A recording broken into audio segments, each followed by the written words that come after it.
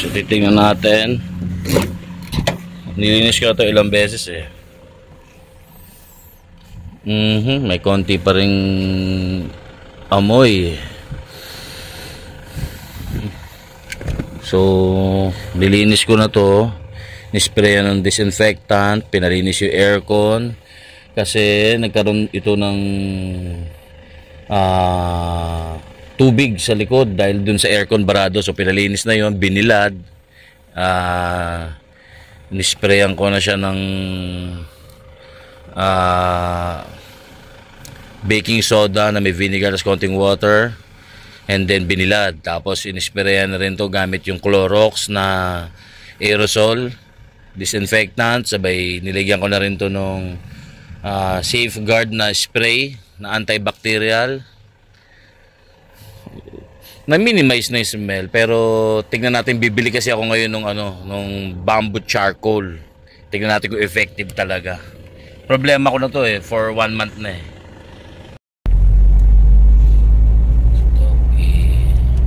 Pipick up natin siya ngayon. Sadyain ko siya sa Makati.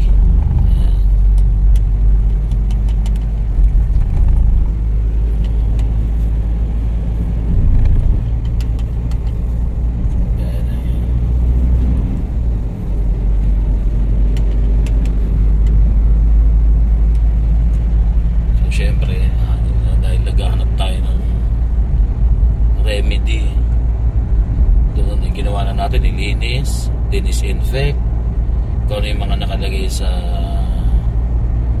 Google, okay naman.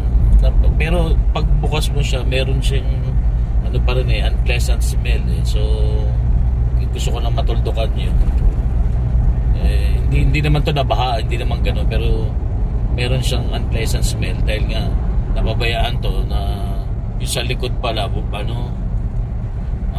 na aircon, meron ng tagas doon dahil hindi nga napalinisan to ng 2 years. So parado na pala, tumutulo yun sa likod, hindi na notice dahil wala namang umupo sa likod. So eto, subukan natin lahat ng ating pwedeng maging solusyon. Yun, so na-pick up na natin. Yan, bamboo charcoal air purifying dito sa may Amorsolo to. Dito siya nagtatrabaho, malapit so on the side business niya to. Yan, okay na, try natin to. Excited ako. Sana okay to. Pag hindi, activated charcoal. Pero subukan muna natin to. So meron na nga pala ako nabili na, ayan, meron akong mga dehumidifier. So tatlo to magkakatulong naman niya, effective naman din. Lahat subukan natin lahat. So yun, ito ang nakita ko sa Mercury, napakamahal ng activated charcoal. Dito sa pet shop ni Boss sa BF Paranaque. Magkano to, sir? Magkano po? Ang 300 grams 165 pesos po. Ayun, si Boss, original to na taga BF talaga, Paranaque. Dito siya. So dito ako bumili. Tetestingin natin pantanggal ng amoy ng sasakyan. Yan naman ang concept ng pantanggal talaga ng bad odor, Yes. Buka natin dito. So yung good morning.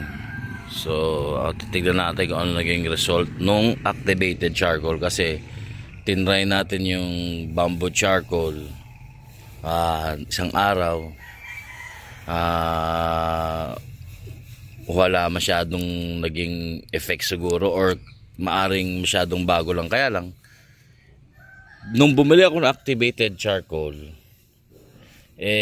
nabasa ko talagang yun daw ang pinaka-effective. So eto, nawala talaga yung concern ko na amoy, as in nawala.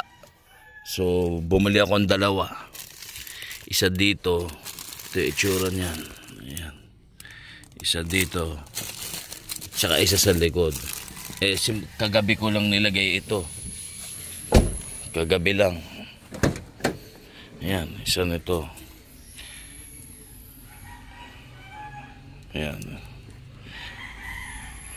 Kagabi lang yan. Kasi bumili na ako ng dehumidifier. Gumagana naman siya. May mga ano. Kaya lang, hindi talaga siya totally nawala ang amoy. Kagaya nung nilagay ko to. Ito, di ba naglagay tayo nito kagabi. Diyan na to. Dito na to sa loob. Di ko na alisin to. Pero, hindi niya na talaga na-mask o nabalutan yung amoy. Ito, tanggal talaga. Talagang totally wala talaga yung concern ko. Pero syempre, ginamit ko naman din ito. Naglinis na rin tayo eh. Kaya lang may amoy talaga eh. So nung naglagay tayo naglagay din tayo nag-spray tayo ng ng baking soda with vinegar tsaka ano. So syempre, pang disinfect din siguro yun, patanggal ang amoy. Kaya lang yung amoy ng vinegar na iwan, meron pa din. So ngayon, pati amoy ng vinegar natanggal nito, pati yung unpleasant smell, yung amoy parang alimango, natanggal, as in zero. So very good to. Ito, bili nga natin ito kagabi, 165 pesos. So talagang ito, kung sa inyo maging effective din, i-try nyo, tapos update nyo ako. Yan, very good to. So marami tayong sinubukan pero itong effective.